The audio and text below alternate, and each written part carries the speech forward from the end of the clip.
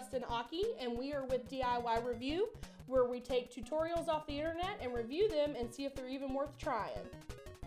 Well, this week we actually looked at a camera slider, no, not a camera slider, a camera stabilizer we found on the internet. It is a Steadicam type rig, and there was some issues with it, but I actually like the design and the build. We actually have a video of the guy who made it online. He took it from a couple of online places and modified it for his own purposes. The camera stabilizer, you can roll the video, please. Hey everyone, this is Vince with Utopia Studios, and today I'm going to share my experience in building the now fairly known Silver Flyer DIY Steadicam for DSLR cameras, as well as camcorders and other stuff. In my research, I stumbled on some awesome DIY videos by a bunch of people on YouTube, including Film Riot, The Frugal Filmmaker, Matt Chapman, just to name a few. And the video that got my attention the most initially was the one by Jorge Martinez, where he builds a Steadicam out of a metal conduit and some weights. I thought that was pretty cool and was something that I could tackle. So I watched a ton of other videos as well that took this idea and used very similar but sometimes slightly different methods of using the same materials and whatnot. Okay, so the camera stabilizer I built is based off of another design that this guy copied off of and modified to his own purposes. There's an original stabilizer built called the Silver Flyer, built by a man in Fort Lauderdale, Florida, actually. And so the guy who built it changed some things about it, including adding a wheel bearing to the handle, adding a camera slider to the rig. You can see the macro slider on top. And it's an interesting take on it. The gimbal is completely awesome. As you can see, he did have a couple modifications based on mine. The Traxxas piece on the stabilizer came from an RC car and slides in there. I did a lot of, here's some footage he actually shot with his stabilizer. It's pretty nice. Fortunately, I've not had a chance to use it. As we go along further in the video, you can see that when he modified it, he didn't give exact instructions on how to make it. It's going to cut ahead to the actual footage of him making it.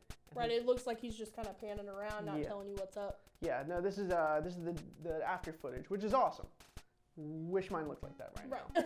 So, as you can see, he actually has really detailed instruction list and a detailed shopping list, but he only does a couple of the steps. He kind of assumes that you're going to go through with the entire thing. Right, kind of leaves you to your own devices to figure everything out. Yeah, which a do-it-yourself project should invest you into it. But at the same time, something so complicated should have a little bit more detail to it. And I consider myself not a novice at this. I've done a couple of do-it-yourself projects in the past, and I understand some basic engineering concepts. But at the same time, if you don't explain why you did something and you make modifications on someone else's design, it's a little hard to follow along with what your thought process was in the first place. So, as you can see, my footage is coming up where I actually started building the rig itself. And you go through it a little bit more step by step than maybe he did. Yeah, I mean, I actually didn't film a do-it-yourself video, but I did show some of the steps I did in the modifications, including the way he has his Traxxas gimbal set up. He recommended some parts that don't exist in the United States.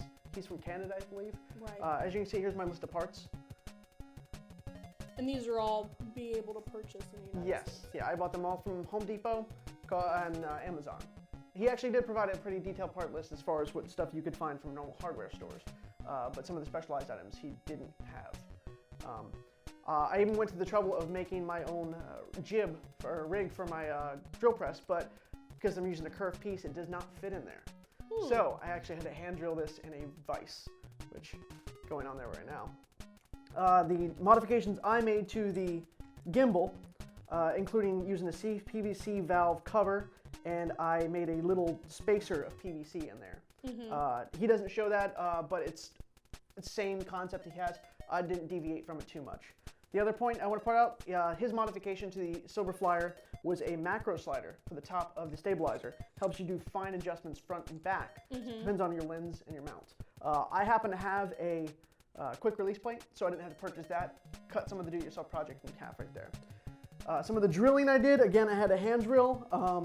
Drilling through steel is not fun. I can imagine so. Got a couple slivers in my hands. It's expected with this kind of project. He didn't give detailed measuring instructions either, so I kind of had to go based on, he said, approximately and about, which are not real-world terms. Right. I'm not expecting, measured like metrics, but it's also a curved pipe, so it's a little hard. Yeah. That's the kind of stuff that do-it-yourself project, you should figure out on your own. He did also specify a 1.5 inch by 1.5 inch bolt. They don't make those in the United States. It's a SAE, not type measurement. So I kind of took my own threaded rod and made a bolt out of it. And improvised. Yeah, he actually cut it cut a bolt head off on the video. So I was following along to that point, and then he kind of went off track. As far as the stabilizer and gimbal goes, it is an excellent design. As you can see, it balances pretty well. Don't worry about the swing, but it should easily follow and move some. Right. So if you're actually going to follow somebody and do the kind of stuff he did, be great. Be great for an action scene. Right now it is balanced for about a GoPro or a Sony Handycam I had on there earlier.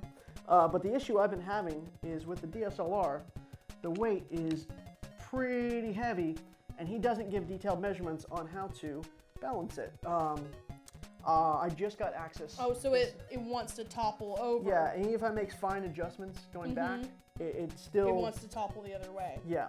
So my fix for this project that I'm going to have to do in the future, and we'll update our YouTube page with that as well, is to weigh my camera on a microscale and get the exact measurement And balance then it out at the balance it bottom. with the washers.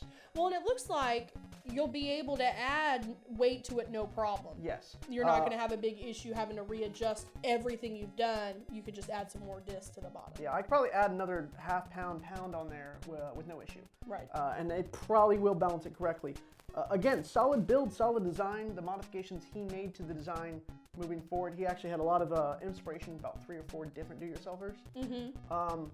But again, he doesn't follow through with why he made his decisions. He just kind of piecemealed 4 different tutorials that he'd seen together, Yes. and then you're doing the same thing one step further. Yeah, and when I was actually looking for ideas on how to balance this correctly, some other people had a problem finding a way to do it as well. So I know I'm not completely out of the loop.